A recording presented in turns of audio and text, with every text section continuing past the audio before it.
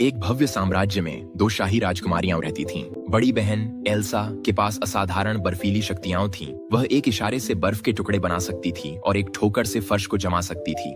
उसकी छोटी बहन अन्ना के पास हालांकि कोई जादुई शक्ति नहीं थी। एक रात खेलते समय एल्सा की बर्फीली जादू एक्सीडेंटली अन्ना के सिर पर लग गई, जिससे वह बेहोश होकर गिर पड़ी।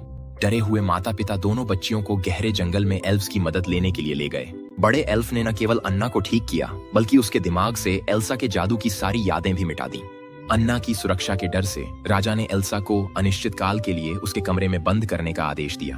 अन्ना कभी नहीं समझ पाई कि उसकी बहन ने अचानक उससे दूरी क्यों बना ली, जिससे वह खुद को अकेला महसूस करने लगी। एल्सा अपनी बहन की रक्षा के लिए बेताब वर्षों तक यह अकेलापन अकेले सहती रही। एक दशक बीत गया। जब उनके माता पिता पड़ोसी राज्य की यात्रा के दौरान एक तूफान में मारे गए तो एल्सा को अपने एकांत से बाहर आना पड़ा।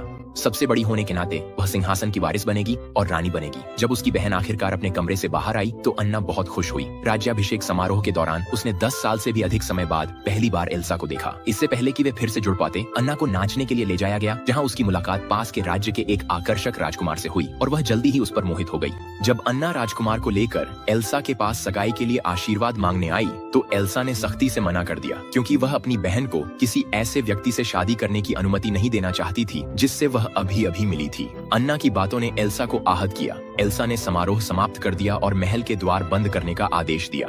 अन्ना ने उसका सामना किया, एल्सा का दस्ताना खींच लिया। मैंने तुम्हारे साथ ऐसा क्या किया? तुम किस बात से इतना डरती हो?